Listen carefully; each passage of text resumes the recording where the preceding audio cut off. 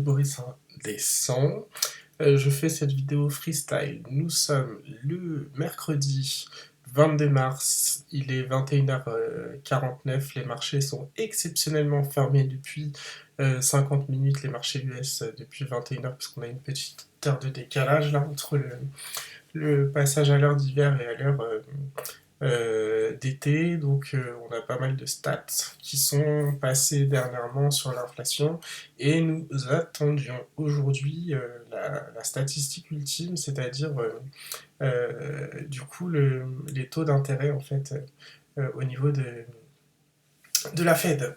Donc la décision sur les taux d'intérêt avec la Fed, c'était un truc c'était un événement qui était très regardé, très attendu, d'autant plus avec les récentes faillites bancaires SBB notamment, et puis enfin le stress bancaire, hein, tout simplement, Crédit Suisse, tout ce genre de choses. Donc on avait tendance à dire que la Fed était donc pieds et poings liés pour pouvoir juguler l'inflation, ne pas réimprimer, enfin bref, tout un tas de choses, une stat qui a été très regardée, donc il y a une volatilité qui était assez intéressante. Et du coup, par rapport à ça, parce que ça fait au moins 2 ou 3 semaines en fait que je voulais faire cette vidéo pour faire un point marché assez global. Mais bon, en vrai, je me dis avec toutes les stats qui passaient, la configuration qui était plutôt, c'est une configuration qui est plutôt neutre, enfin pas neutre parce que ça dépend des actifs qu'on va regarder, mais globalement, il y a plutôt pas mal de volatilité avec des allers-retours parfois assez importants. Il y a quelques décalages, mais en tout cas, on a un marché qui est plutôt actif et qui est plutôt volatile. Ça dépend où.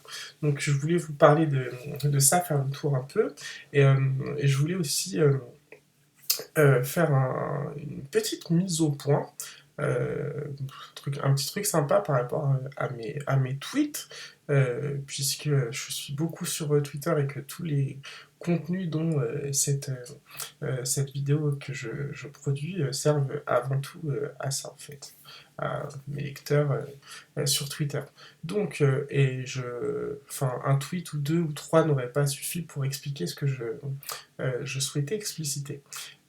Donc j'ai en fait dernièrement, là sur le mois de mars, depuis début mars, fin février, je me suis rendu compte que j'ai publié pas mal de tweets sur les indices parce que c'est principalement ce que je trade activement en tant que trader et pas mal de tweets acheteurs pour le coup. Et on me l'a pas reproché, mais on m'a fait la réflexion, et plusieurs personnes, pas tant que ça, mais 2 personnes m'ont fait la réflexion, donc à partir du moment où il y a au moins 2 personnes, ça a quand même, ça m'a rendu curieux.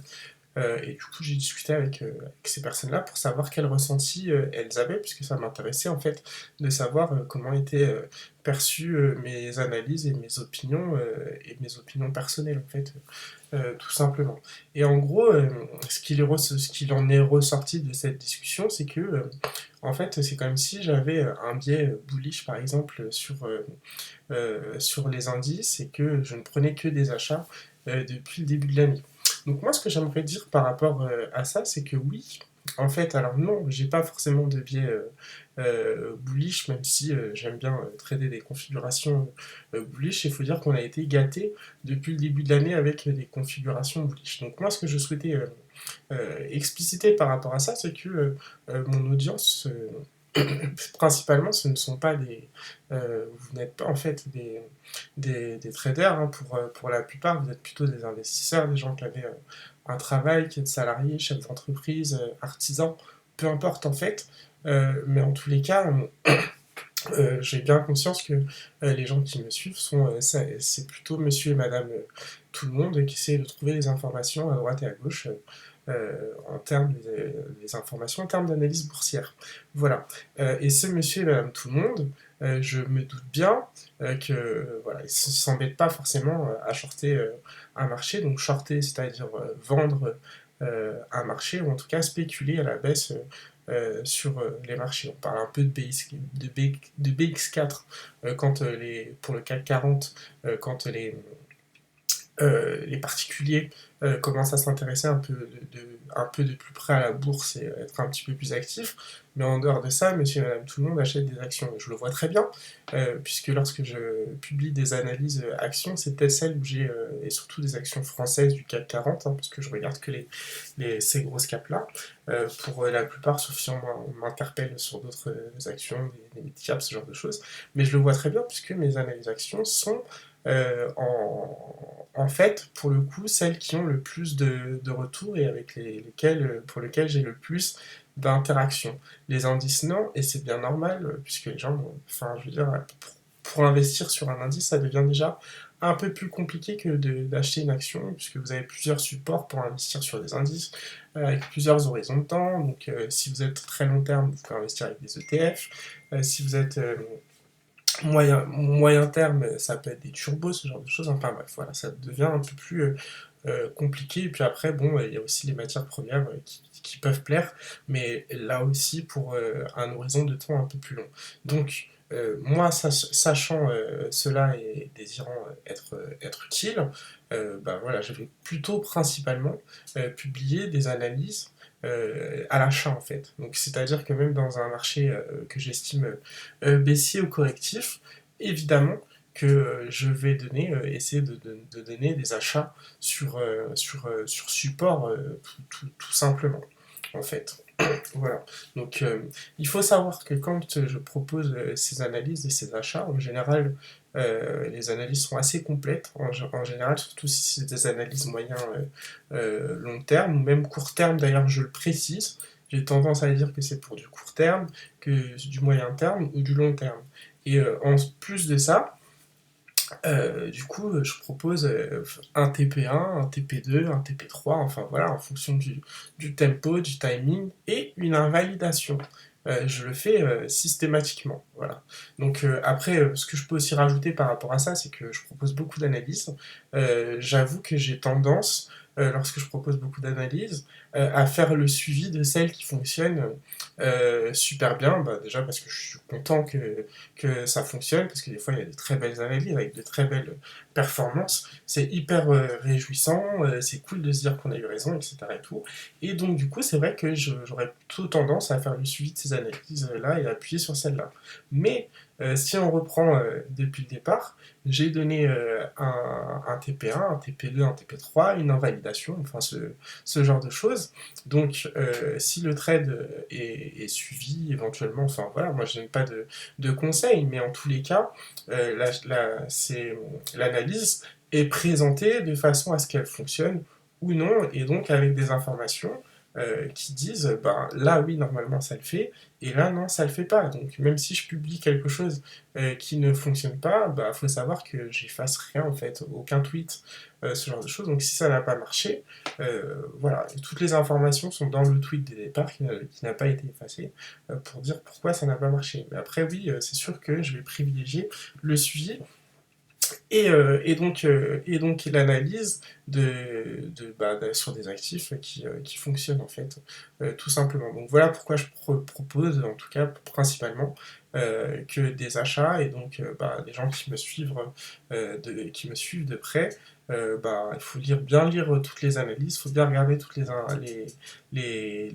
invalidations. Si vous ne comprenez pas, si vous avez des questions, n'hésitez pas à demander, je ne me mords pas, je suis ravi de répondre aux questions. Donc voilà. Et pour compléter en fait mon propos par rapport justement à ces interrogations avec ces personnes qui m'ont interpellé, je vous avoue que oui, c'est vrai que ces derniers temps, j'avais d'autant plus à proposer des achats, mais avec des invalidations et ce genre de choses. Parce que par rapport à ce qu'on a fait depuis le début de l'année, je trouvais que la dynamique était très positive. Et moi, avant de casser une dynamique qui est positive, oui, je vais essayer de racheter quand même des supports intermédiaires. Je dis pas des supports court terme forcément, mais quand on va arriver, on a forcément cette hausse, elle a été construite, qu'on le veuille ou non, elle a été construite d'une certaine façon, ça a été rapide, ça a été violent, mais ça a quand même été construit. Donc au retour, bah, il y a des supports. Est-ce qu'on va casser ces supports-là comme ça ou pas? J'en sais rien. J'ai pas l'habitude de timer en plus parce que je ne sais pas le faire. C'est pas ma cam de timer mes analyses avec du fondamental. Je pourrais même pas interpréter en fait des réactions de marché par rapport à du fondamental, etc. Parce qu'on ne sait pas en fait ce que les gens ils ont dans la tête et ce qu'ils mettent dans leurs algos. Donc moi, à partir de ça, je m'en tiens à mon graphique, je propose des analyses par rapport à ce que j'ai sur mes graphiques. Tout simplement. Donc ça me dérange pas de voir un marché qui perd 2% et de dire bah je vais acheter là. Et je vais même expliciter encore plus. Vous avez parfois des phases de marché comme ces derniers temps, en tout cas sur ces 3 dernières semaines, pas celles en cours et pas la fin de la semaine dernière, mais en tout cas les 2 semaines qui ont précédé juste avant. Alors certes, on avait un marché baissier, alors moi je l'identifiais parfaitement. J'ai profité de la baisse, même si pas de l'intégralité de la baisse, mais j'en ai profité au moins des 2 tiers, en tout cas euh, sur en tous les cas sur l'Europe, notamment pour le CAC. J'ai pas tout pris, mais j'en ai profité. Est-ce que je l'ai partagé? Non, pas forcément, parce que encore une fois, je trouve que c'est beaucoup plus facile d'acheter un marché que de le vendre. Et puis si vous vous retrouvez coincé avec une vente avec un marché qui rebondit, c'est pas la même chose que d'avoir des achats qui passent pas. Dans tous les cas, je mets des stops, mais je me mets à la place du particulier qui éventuellement lit et s'en inspire. Voilà, je trouve que c'est plus simple de parler d'achat. Donc oui, je vous disais en fait que du coup, donc cette correction qui s'est enclenchée, on l'attendait, bon j'en ai profité un peu, mais après est-ce que le marché va se retourner pour dire qu'on a fait le top de l'année? Pour l'instant, vu ce que j'ai moi de mon côté dans mon système, j'en suis pas encore totalement convaincu. Alors c'est vrai qu'on a fait ce petit excès, par exemple ici sur le CAC 40 en annuel. Ça, c'est ce que je disais depuis le début de l'année, à partir du moment où on a eu le rebond sur M7 trimestre et sur le Hogi trimestre. Bah, je disais là, on doit ouvrir une phase de haussière mois. On a eu tout ce qu'il fallait en phase 3 haussière semaine. Enfin, j'ai fait ce suivi en fait depuis le début de l'année. Et l'analyse de départ, c'était que, à minima, sur le CAC 40, on devait tester l'ancienne ATH. Parce que voilà, c'était la configuration avec la phase 3 haussière, phase 2, phase 3 haussière annuelle. Donc je disais, bah voilà, il faut tester cette ATH. Il a été testé et pour une trentaine de points, je crois, il a même été peut-être un peu plus, il a même été cassé. Derrière, on a fait un espèce de double top ici, ici là, en daily, et puis boum, double top, la ligne de coup aux alentours des 7150 points, 160 par ici, et puis bah, un double top, hein, c'est l'ATH historique, en gros, on reporte la distance qui est ici entre le top et la ligne du coup du double top. Bon, on l'a déjà fait, on est tombé sur M20 semaines qui a fait support plus ou moins difficilement. Donc, et puis là, on est revenu en fait en gros sur la ligne de coup, et puis on est même carrément, on a même fait un excès en fait avec les 2 séances hier. Pour revenir sur M20 jours, puisqu'on est en train de faire ce qu'on appelle un refus de phase 3 baissière journalière, donc un retour sur la M20 en jour là, avec ce support M20 semaine. Donc tout ça pour dire en fait que oui, on a eu un repli ici. Oui, on voit que sur le CAC 40 gère la phase 2 haussière mensuelle qui était censée prendre appui sur la bolle haute. On se rend bien compte que là, on a intégré. Il y a peut-être quelques chances qu'on prenne appui sur M7 mois pour le prochain mois. Pour l'instant, j'en sais rien. Mais moi, ma tendance, elle n'est pas. Je veux dire, on se rend bien compte. Là, on a cassé, on est en phase 2 haussière, on est toujours en phase 2 haussière annuelle sur le CAC 40 GR. On a cassé en plus le plus haut, c'est le plus haut du CAC 40 GR annuel, on l'a cassé. Là, on est toujours aux alentours. Si ça dépend de la célérité du mouvement, mais en tout cas, pour l'instant, moi, ce que je vois, c'est une phase 3 haussière. On prend appui sur la bolle haute annuelle. On a l'air de vouloir ici partir en extension avec les indicateurs en mensuel. Donc, moi, en tout cas, sur du moyen long terme, sur des niveaux comme ça qui sont tenus, qui sont travaillés, je pense plutôt à une consolidation plutôt qu'une correction importante. Alors, je pense, ça ne veut pas dire que c'est mon analyse définitive, Il y a quand même beaucoup d'informations qui rentrent dans le système en ce moment, que ce soit par rapport à l'inflation, que ce soit par rapport à l'instabilité bancaire, que ce soit par rapport aux politiques monétaires. Euh, que ce soit par rapport à des mouvements sociaux, ce genre de choses, à des faillites, même des entreprises, enfin, il y a beaucoup de... C'est la normalisation, c'est ce qu'on appelle la normalisation post-Covid. Donc il y a tout un travail qui est fait par tout un nombre d'acteurs, il y a tout un nombre d'informations qui rentrent dans le système, et donc du coup, moi à partir de ça, ben, en ce moment je fais du au jour le jour. Même si j'ai bien l'impression que les marchés sont bien orientés sur du moyen long terme, mais c'est vrai qu'à court terme, avec tout le bruit qu'il y a, et il y en a, et il y a un regain de la volatilité, bah, du coup, je fais du court terme, en fait, tout simplement. Et donc à court terme, je vais vendre, mais de là à dire que je vais vendre pour avoir un repli de 20, de 10, 20, 30%, j'en sais rien. Je suis pas encore là-dessus et j'estime qu'on n'a pas encore cassé les niveaux qui seraient susceptibles de pouvoir amener à une correction. Là, on a un croisement fort mensuel, ça fait 2 mois qu'il est là, ce croisement fort. Je veux dire, on passe comme ça, là, boum, boum, boum. C'est du mensuel. Donc, sur du daily qui est en train de. Qui est arrivé ici, qui a consolidé, qui corrige, qui consolide un peu, faudra voir ce qu'on fait de M20 jours. Si éventuellement cette M7 semaine, elle coïnciderait avec M20 jours pour un non-croisement baissier jour. Et encore, les clôtures, elles sont pas si bien placées que ça, sauf si demain on se maintient au-dessus et puis après on tombe, pourquoi pas. Mais en tous les cas, moi je surveille ça, mais pour l'instant je considère qu'on consolide. Donc voilà, donc pour le CAC, et d'ailleurs c'est aussi pour ça en fait hein, que j'ai proposé sur Twitter, et je pense que je vais finir par le faire, le challenge CAC 40 8000 points. Parce que tout simplement, je pense que si on casse la tâche, franchement, les bols là sont pas terribles comme ça, mais je vous mets les bols en écart type 3 tout simplement, en annuel. Et là, vous allez vous rendre compte en fait qu'en 2021, donc post-crise Covid, on est venu ouvrir une phase 2 haussière annuelle en bande de Bollinger écart type 3. On a touché la bolle ici. Donc il y a peut-être un cadrage des prix qui se fait. Donc si cette année on prend appui sur un support en début d'année, très beau début d'année, si on devait aller chercher une extension sur le CAC 40, mais dans une zone qu'on n'a encore jamais cotée, donc du coup on ne sait pas comment trop ça se passerait, c'est un peu plus difficile en ATS d'apprivoiser en fait des objectifs dans des zones qu'on n'a pas cotées, soit qu'on n'a pas coté depuis longtemps, ou soit qu'on s'apprête à coter pour la première fois, puisque les indicateurs n'ont jamais été dans ces zones-là, ou alors ce sont des extensions à aller chercher. Et typiquement là, ce serait une extension à aller chercher, où on part du principe que on a touché la bolle haute annuelle ici.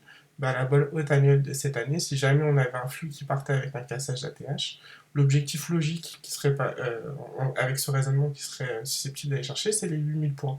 Euh, pour le coup, j'ai fait d'autres calculs aussi, parce qu'il y a eu de la conso. Par exemple, j'ai calculé là l'écart type qu'il y a entre en mensuel sur cette espèce de bottom, là, rounding, vous avez une petite résistance support ici sur les 6800, 6700 points ici.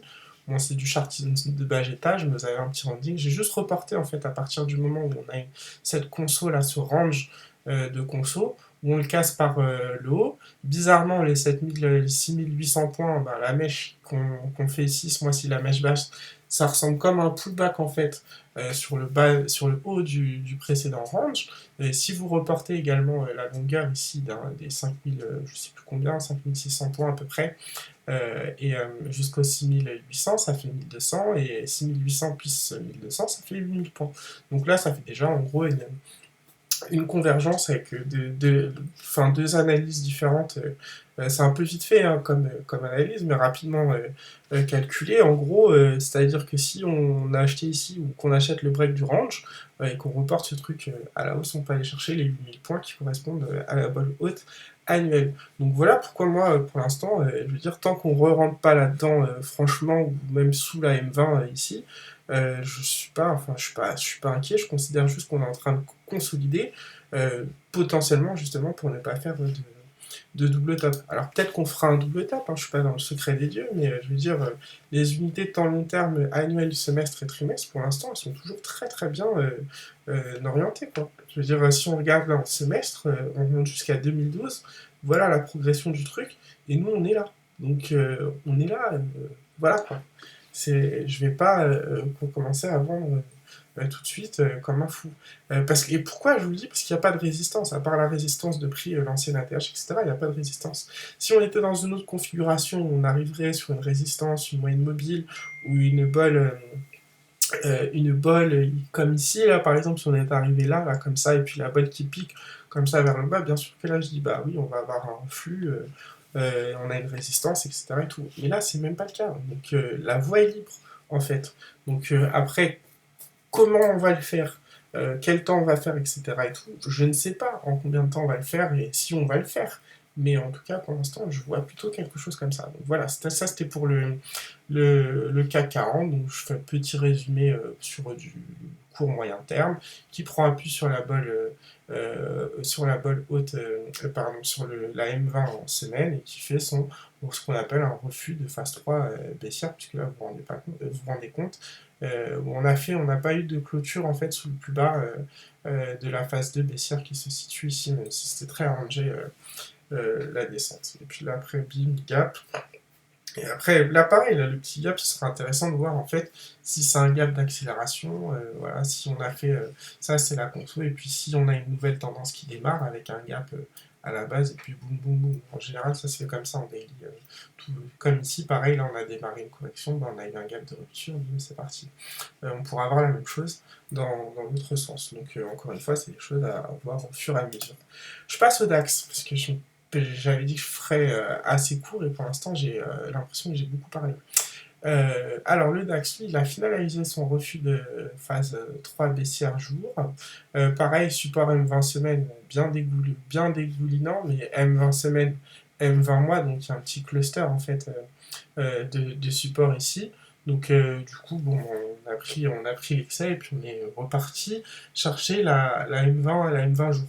Donc ça, pour l'instant, ça veut dire qu'on est toujours dans une conso, qu'on n'a pas encore reverse, parce que pour reverse, il faudrait que ces indicateurs passent vert. En fait, la M7 elle passe verte durablement et la M20 aussi qu'elle se redresse.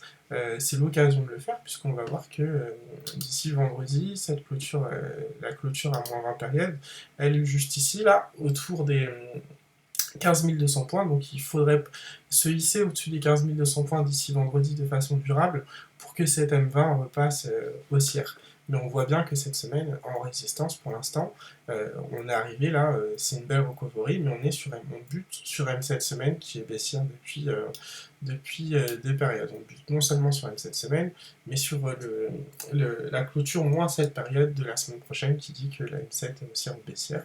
Donc là, on a un double arbitrage qui est baissier. Double arbitrage qui pourrait franchement permettre de repartir à la baisse. Mais c'est à surveiller d'ici la séance de demain avec les US parce qu'il y a quand même des mouvements qui sont quand même pas mal coordonnés. On avait une décorrélation depuis le début de l'année entre les indices US et les indices Europe avec une belle surperformance de l'Europe. Et puis là, ça commence à être un peu plus corrélé ces derniers temps, puisqu'on voit que les US se sont stabilisés. Enfin, le Dow Jones, lui, est pas mal tombé, mais le Nasdaq a bien rebondi. Le S&P 500 aussi a bien rebondi, et dans ce même temps, l'Europe a consolidé, pour le coup. Enfin bref. Donc voilà, pour l'instant, on est là. La M20 en semaine, elle est toujours haussière. On a ici un Jack Mois et on va en avoir ici un autre ici, oui, donc on voit qu'on a aussi joué avec les clôtures en mensuel, on a aussi joué avec les clôtures en trimestre, mais encore une fois, voilà, pour l'instant, c'est contenu. À la limite, si on pliait la M20 semaine, j'irais bien chercher l'extension comment s'appelle, l'extension de la bolle basse en semaine, mais pour l'instant c'est pas le cas et les clôtures elles sont plutôt éloignées. Les clôtures à moins 20 périodes qui déterminent si la M20 est haussière ou baissière, on les voit là et pour l'instant elles sont éloignées et en train de remonter, donc il faut voir comment on va finir la semaine, mais anticiper une correction c'est plus importante que ce qu'on a là, c'est pas si évident que ça en tout cas en ATS, je trouve pas. Voilà, donc pour le DAX, je passe au Dow Jones maintenant.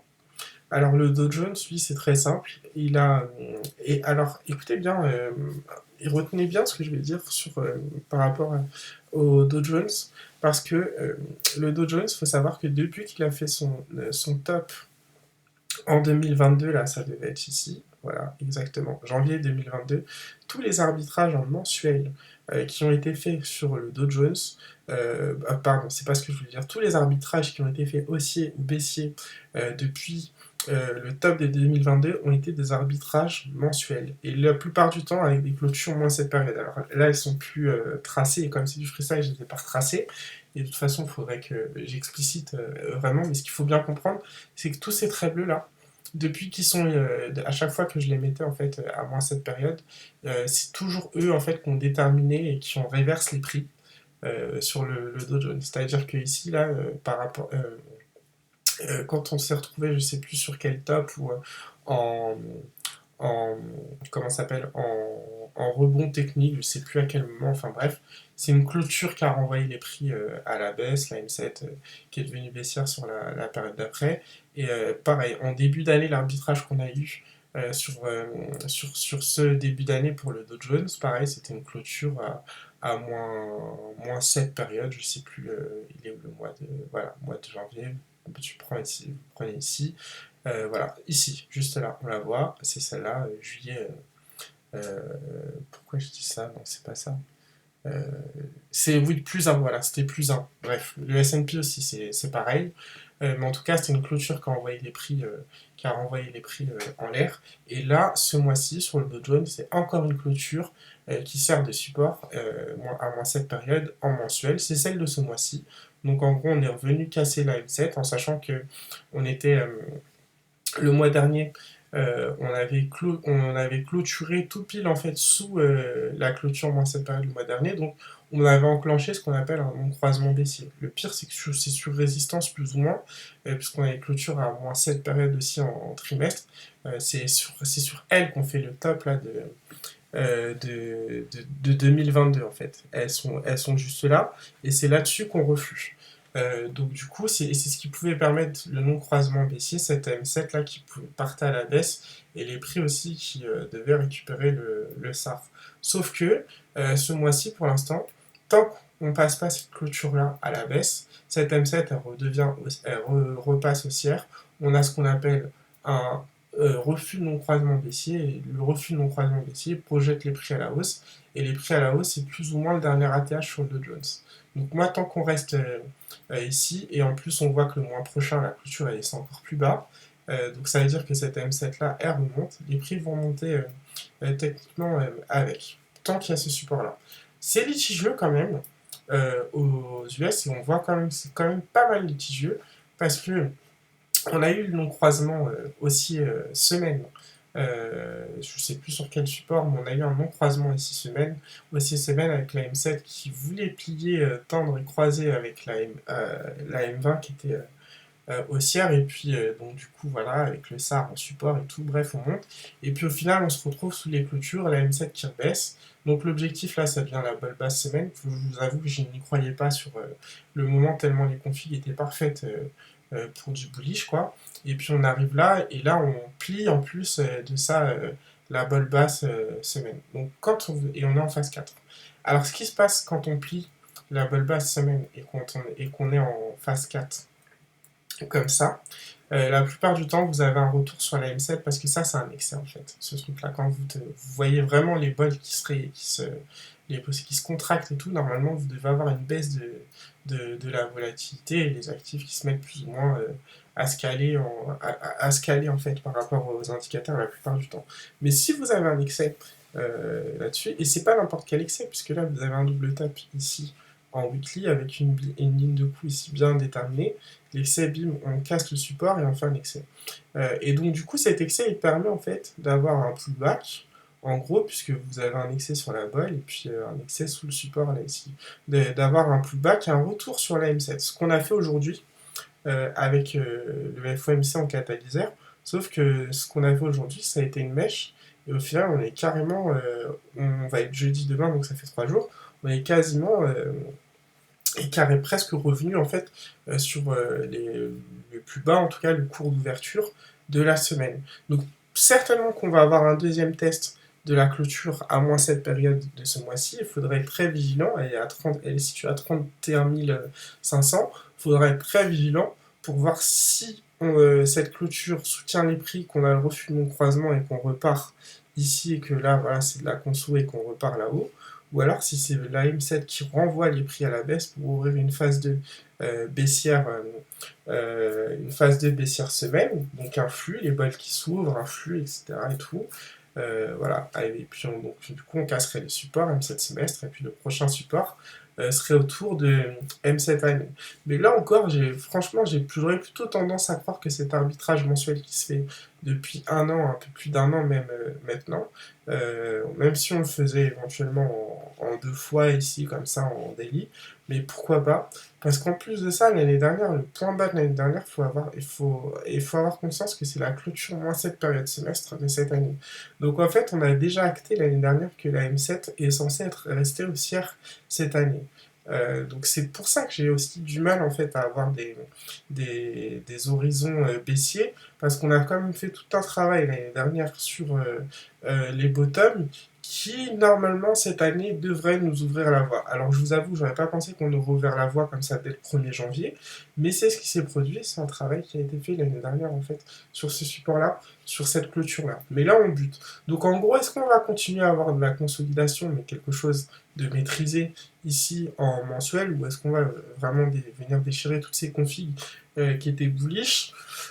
Je sais pas, mais j'aurais tendance à dire qu'on aura oublié de la consolidation et qu'on va finir par rebondir sans forcément, en tout cas pour le Dow Jones, récupérer les points d'annuel. Je veux dire, on regarde même certaines actions quels que soient les indices, vous avez des actions, on ne pondère pas toutes pareilles dans l'indice, mais vous avez des actions qui sont dans des configurations hyper bullish. Il faudrait pouvoir retourner tout ça.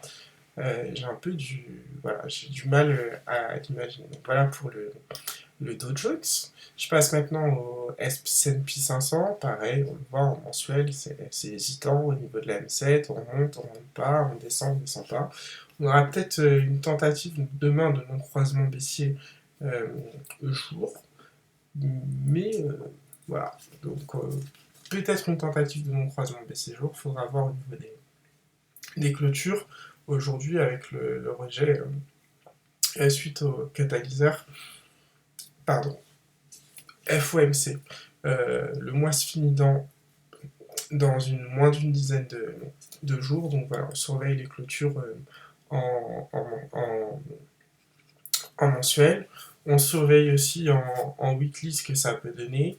On voit que la semaine prochaine, là, la M20 elle peut passer baissière, hein, puisque si on clôture là-dessous, la clôture moins la période de la semaine prochaine, la M20 va devenir baissière. Donc il faut faire très attention là, surtout qu'on est à l'étape du croisement, là, juste ici entre la M7 et la M20. Donc il faut vraiment faire très attention à la puissance de ce croisement, si c'est un croisement faible ou si c'est un croisement fort. Donc voilà. Et tout comme le Dow Jones, en semestre, la zone de polarité et la M7 font résistance pour le moment, mais on est bien orienté en semestre. Voilà.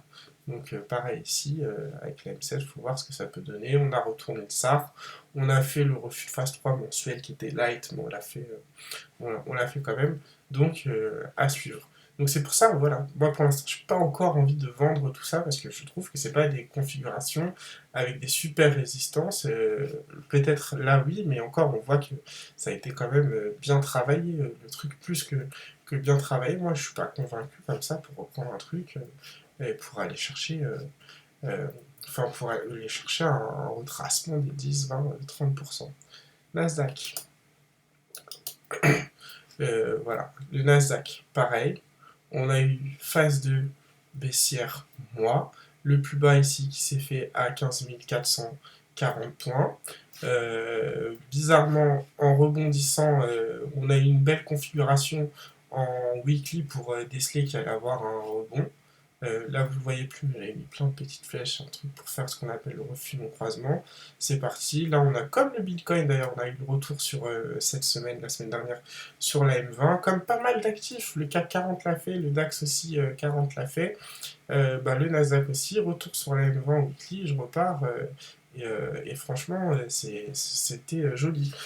Et du coup, Le pire, c'est que lui, dans son flux, en fait, des débuts d'année, le Nasdaq qui surperforme les 5 indices qu'on vient de voir, il est à plus 16% depuis le début de l'année. Ben, en remontant suffisamment haut, on va corriger cette bulle annuelle qu'il y a eu ici, et puis c'est la M7 qui va venir toucher les prix, mais ce sera propre euh, pour, euh, pour le coup. Là, pareil, on arrive sur M7 trimestre. Bon, les clôtures, là, elles sont pas terribles. Donc, ouais, est-ce qu'on pourrait avoir, comme pour le Bitcoin, hein, parce que j'avais fait une analyse aussi sur le Bitcoin pour avoir un faux croisement haussier, mais en tout cas, ça fait des actifs comme ça, ça fait trois quatre actifs qu'on voit depuis tout à l'heure, qui proposent une possible pattern de relance haussière avec un faux croisement ou un non-croisement haussier, sauf que les clôtures, elles sont pas tip-top, ça veut dire que là, il faudrait partir en excès, pour pouvoir marquer le non-croisement aussi, puisque faire le non-croisement aussi, l'objectif là c'est le SAR ou la bolle en haut. Donc en vrai, est-ce qu'on peut consolider tout simplement en attendant et tout? Est-ce que ça peut être un peu plus compliqué que prévu? J'ai envie de dire oui, et ça dépend surtout des actifs et de la force de certains actifs. Mais c'est pas impossible, hein, parce que le Bitcoin fait bien plus 76% depuis ses plus bas. Donc il suffit de mettre un petit peu de flux, c'est vite arrivé. Donc on est qu'au mois de mars. Et surtout, il y a ce retour sur la M20 qui doit se faire, là, le refus de phase 3, là, donc le retour à la M20, tout simplement. Donc, on ne l'a pas récupéré cette M20-là. Donc, moi, quand je vois cette configuration sur le Nasdaq, les autres configurations avec des supports qui sont hésitants, on les fait pas, etc., ce genre de choses, j'ai pas spécialement envie de vendre, mais plutôt de prendre des achats sur repli, de payer des supports et d'essayer de faire ma petite tambouille. Et ça fonctionne d'ailleurs très bien jusqu'à présent. J'ai eu du mal à me caler, notamment fin janvier, début février, pour tout un tas de raisons d'ailleurs, tout aussi perso. Mais je veux dire, maintenant, tu prends des gros supports ou des résistances, enfin gros, des supports importants ou des résistances importantes après avoir eu un bon mouvement, et tu peux trouver sur un ou deux jours un petit swing sympa en fait pour le coup. Voilà, donc pour les indices, voilà, je vous ai fait le CAC 40, le DAX, le Dow Jones, le S&P, le Nasdaq. On voit qu'on est sur des zones de support, de polarité, des M20 qui traînent comme ça. Bon, des fois, c'est pas les meilleures configurations qui se présentent à nous, mais ce sont des supports et parfois ça fonctionne très très bien. C'est comme l'euro USD par exemple, qui est assez, qui me sidère. Lui, ça y est, il part en non-croisement aussi, semaine comme ça, sans support. Il rebondit, on sait pas sur quoi. Ah si, il a rebondi sur la clôture moins 20 période, mais celle de l'année dernière. Donc elle compte plus pour l'orientation de M20, mais pourtant on voit que cette année, bah, le support pour l'euro USD, c'est cette clôture-là. Ne me demandez pas pourquoi, je ne sais pas. Et le fait est que là, on est en tous les cas en train de faire un non-croisement haussier. Euh, de faire un non-croisement haussier semaine sur l'euro USD, mais en vrai sans support. Moi, normalement, en ATS, pour avoir partir sur le possible où la M7 vient décroiser au dernier moment au lieu de croiser la M20, il aurait fallu toucher M7 mois là ici par exemple. En fait, là on aurait dit bah, support M7 mois, donc croisement 6 semaines, TP1 SAR et puis TP2 la bolle et puis TP3 to the moon en fait. Pour le coup, et ben c'est pas ce qui se fait. Donc c'est tout ça pour dire que des fois il y a des configurations qui correspondent pas forcément au setup, c'est pas les meilleurs supports optimum, mais ça fonctionne, on le prend et puis des fois faut pas trop se poser de questions. Donc voilà, ça c'était pour l'euro USD. Je vais faire un petit point sur le sur je vais faire un petit point sur le Bitcoin.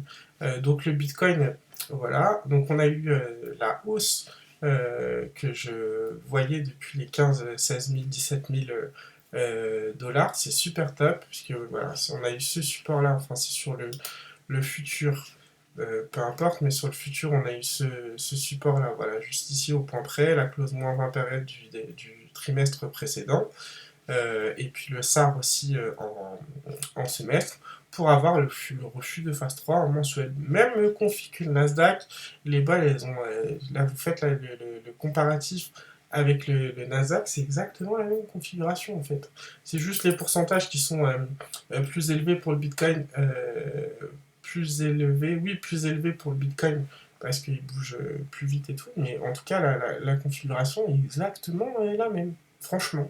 Je vous fais la différence. Voilà, vous regardez les bols du Nasdaq, c'est pareil. C'est la même chose. On est venu, boum, c'est tout pareil pour le coup. En tout cas, au niveau de la forme des indicateurs. Donc là, ce qui s'impose, c'est le retour sur M20, tout simplement. Ça a 33 000 $. C'est l'objectif depuis l'achat tout en bas. Ça a été l'objectif de tous les renforts qui ont été pris ici sur M7 semaine, ici sur M20. Enfin voilà, tout ce qui a été pris, c'est vraiment le premier objectif, c'est de taper cet M20 là en fait, qui a 33 000 $. Le second objectif, j'en avais parlé aussi, eh bien, c'est de faire un non-croisement, un non ou un faux croisement haussier semaine. Il faut au moins que trimestre, pardon. Il faut au moins que la M7 marque 3 périodes baissières. Là, il reste 9 jours. Et pour elle soit baissière sur cette troisième période, il ne faut pas dépasser les 35 000 $.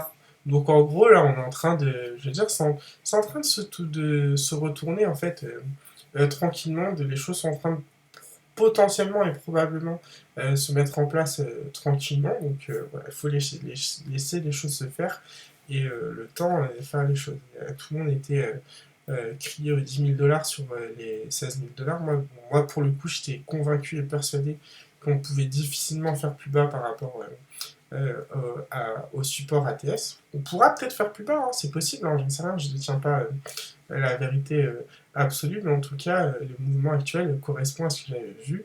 Après, c'est sûr qu'en intra, c'est beaucoup plus difficile à prendre souvent, mais par contre, quand vous avez des gros supports, et on en a eu deux, on a eu autour des 16 000 $ là, sur M cette année et la clause moins 20 périodes que je vous montrais du trimestre précédent.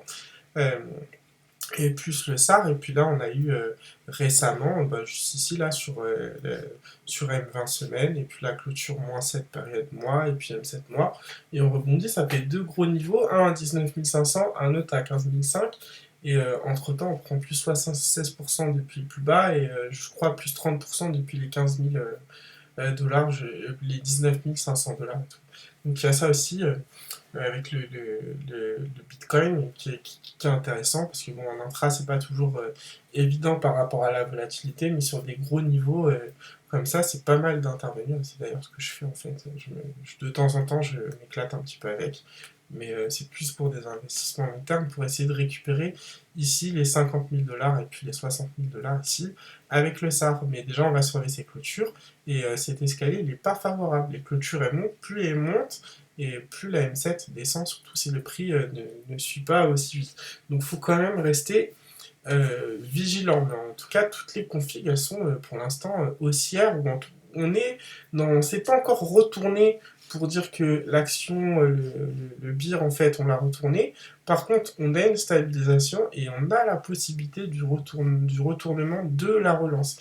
Et c'est sur ces niveaux, ces clôtures qu'il va falloir être vigilant, comme sur les indices en mensuel, voir si on ouvre des phases de haussières mensuelles, ce genre de choses, si on envoie du flux en fait tout simplement, ou si on consolide. Donc voilà pour le Bitcoin. Le TH, c'est la même chose, hein, autour de M7 mois, c'est pareil, phase de haussière semaine, support, M7 année qui est parfaite en support ici, même config en trimestre pour le possible non faux croisement haussier, bon bah y a rien d'autre à signaler, juste cet escalier-là qui n'est pas favorable. Et c'est ce qui me fait me dire depuis le début qu'on aurait plutôt un faux croisement plutôt qu'un non-croisement haussier, et qu'on aurait plutôt un début flux d'ici la fin d'année, en tout cas à partir du deuxième semestre, pour pouvoir commencer à s'affranchir de cette M7. J'aurais pas pensé que le flux aurait été aussi violent depuis les supports, mais bon, pourquoi pas. On prend. En tous les cas, on a acheté les supports pour ça. Voilà pour le Bitcoin. Je fais un petit point rapide sur le gold. Donc le gold, non croisement aussi semaine, bim, sur M20 mois et la clôture moins 20 périodes mois. Que demande le peuple ici aux alentours de 1802, 1803 $. Derrière, on fait les 2000 $. C'est magnifique. Ça nous fait quoi? Bah voilà, ça nous fait une hausse. Attends, tu racontes quoi? euh, mais non, ça fait pas aussi peu. C'est combien? Dis-moi tout. Voilà. Alors non, je ne comprends pas. C'est beaucoup plus. C'est que si peu. Bon, apparemment, ça fait que 11%. Je sais pas pourquoi, j'étais persuadé que c'était plus, mais non, c'est bien ça.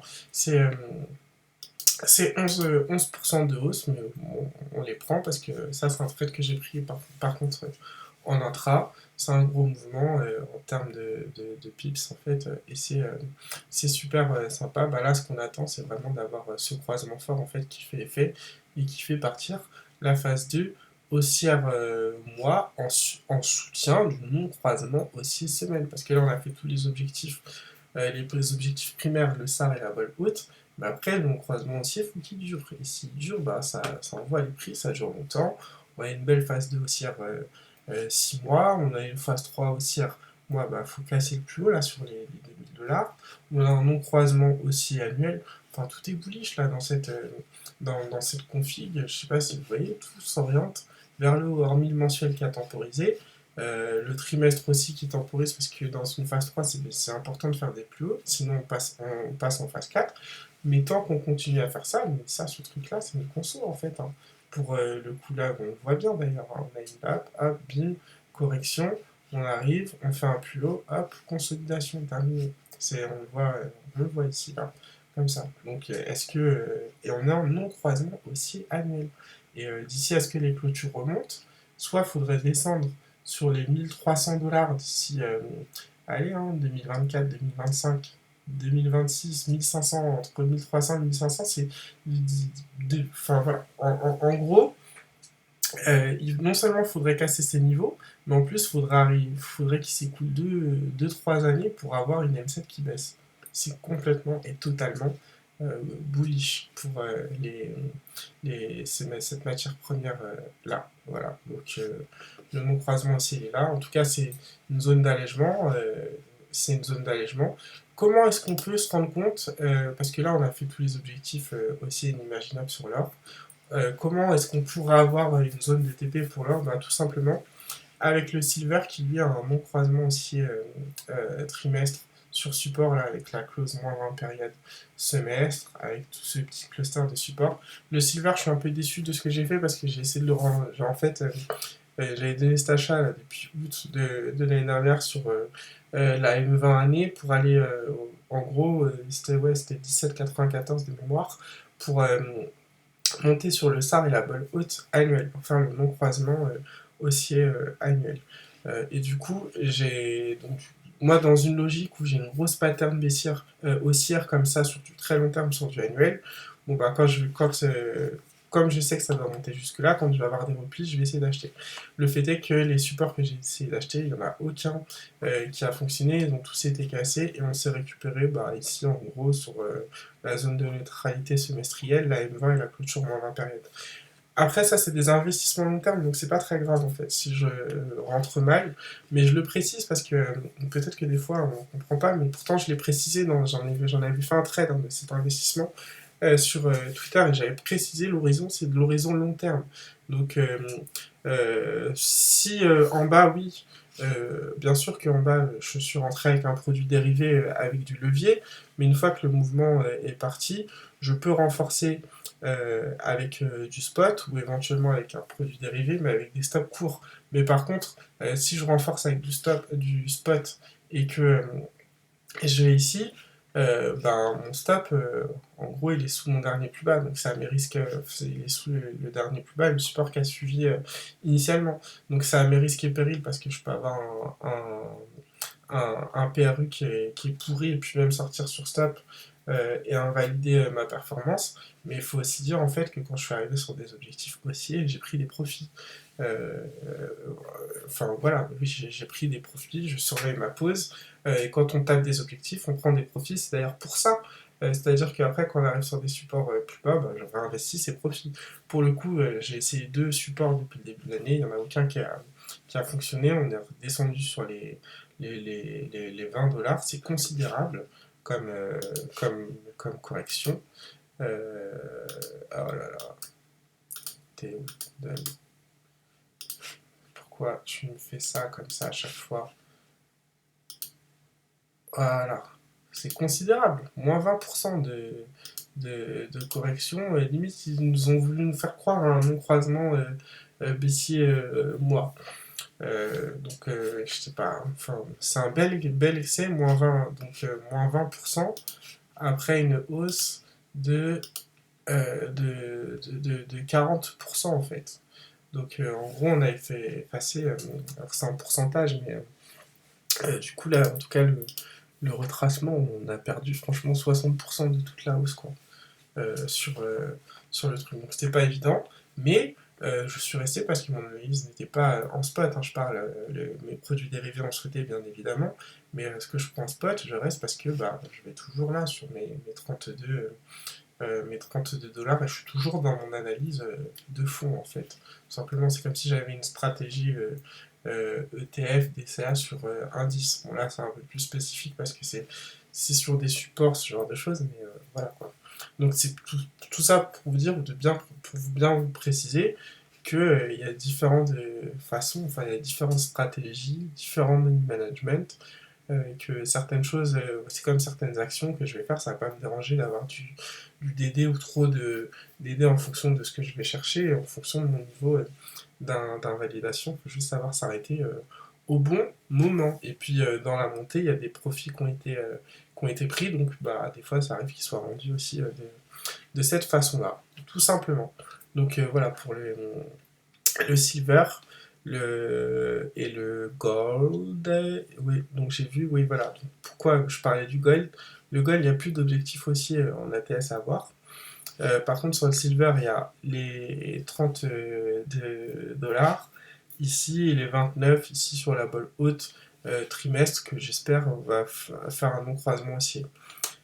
Si vous avez acheté de l'or et que vous dites ça va monter haut, mais vous ne savez pas déterminer un objectif aussi, en tout cas en ATS, et bien tout simplement, moi j'attends avec l'or, j'attends juste qu'il fasse ses objectifs qui reviennent ici sur la zone des 29-30 dollars, et du coup, on pourra considérer que par corrélation, puisque ce sont deux métaux de matière première qui sont assez proches en termes de mouvement, ils font pas tout pareil, mais c'est assez proche quoi, ben, on pourrait considérer que si on TP le silver ici, bah, on pourrait aussi bien pas mal s'alléger sur l'or en fait, tout simplement.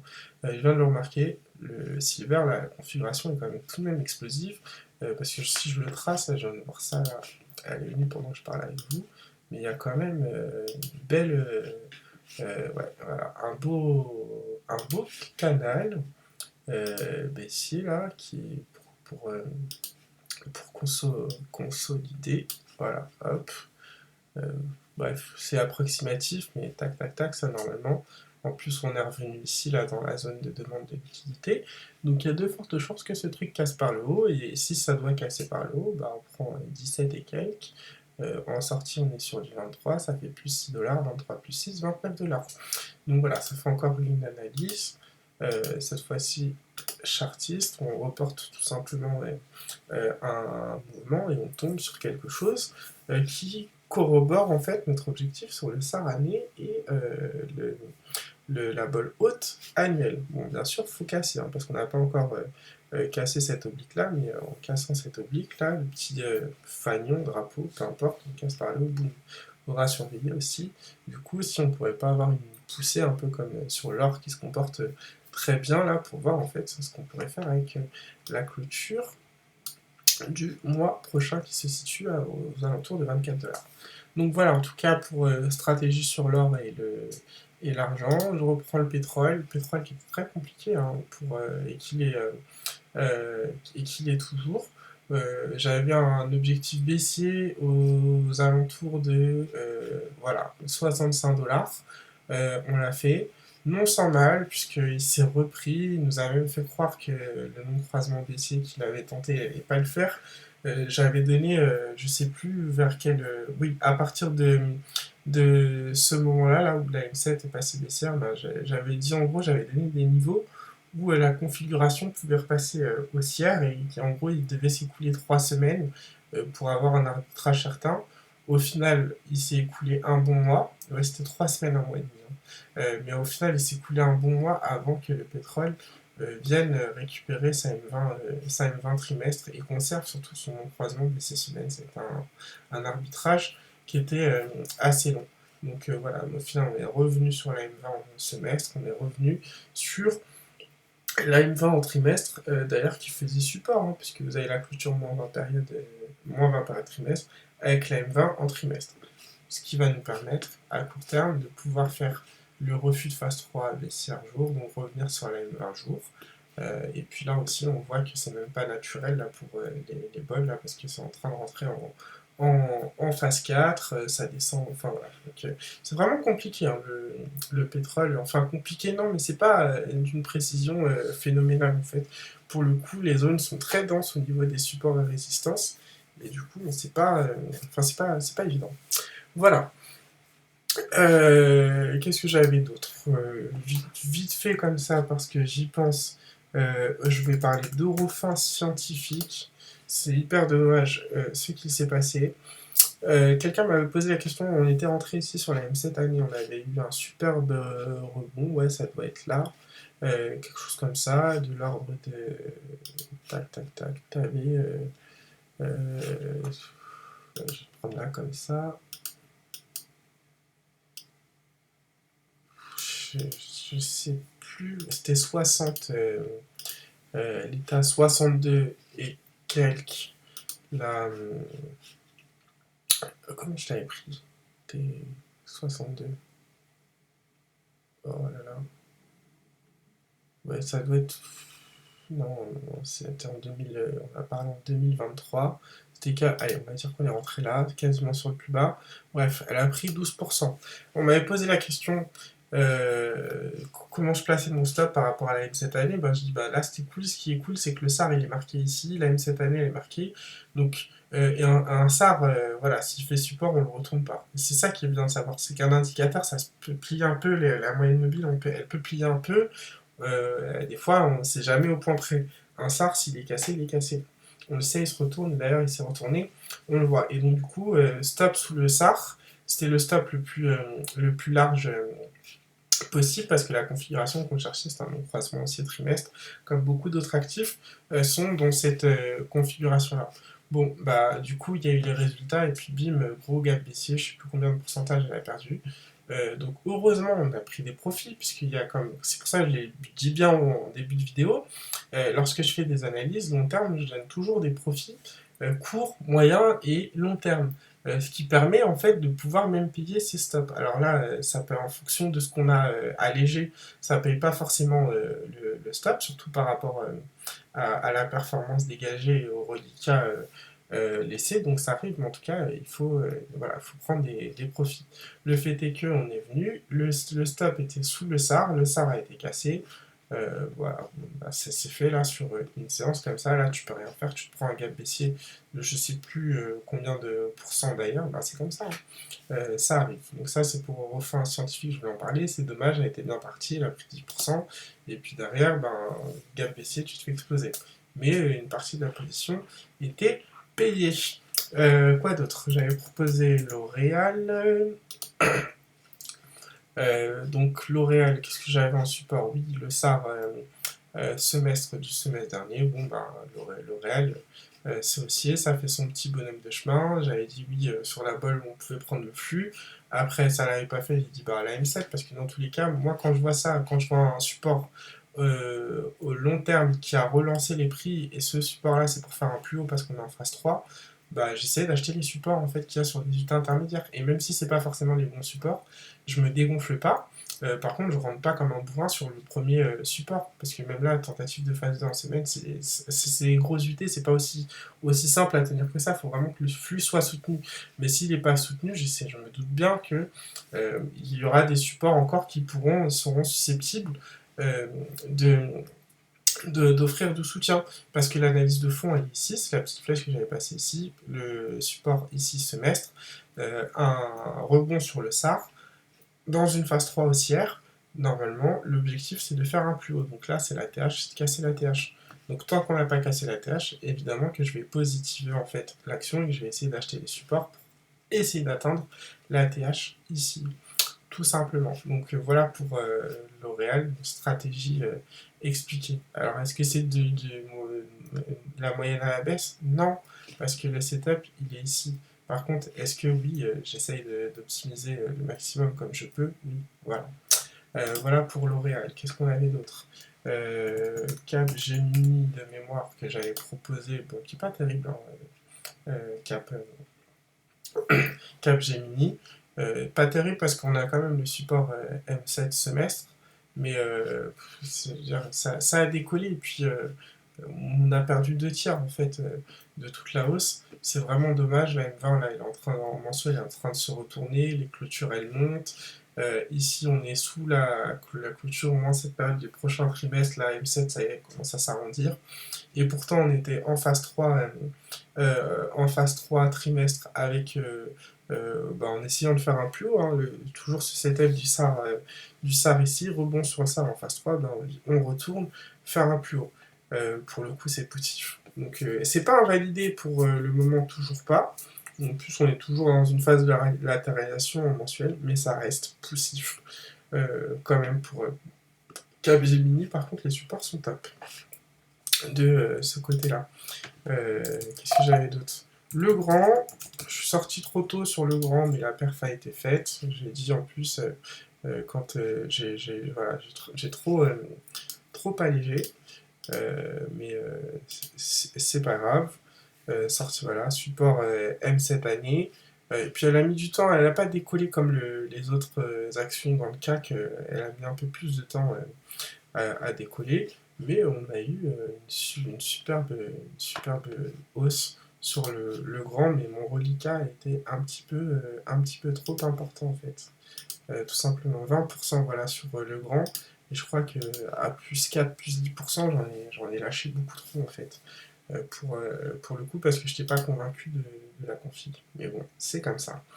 Tiens, je vais parler d'AMD parce qu'on avait reparlé avec Dr Tilt sur Twitter. C'est pas mal AMD, support M7 année. Là, on a le possible non-croisement haussier trimestre en cours. Bon, on bute sur la clôture du prochain trimestre, et là c'est pareil, il faut partir en flux pour aller chercher le truc parce que ces clôtures-là, elles sont pas très positives.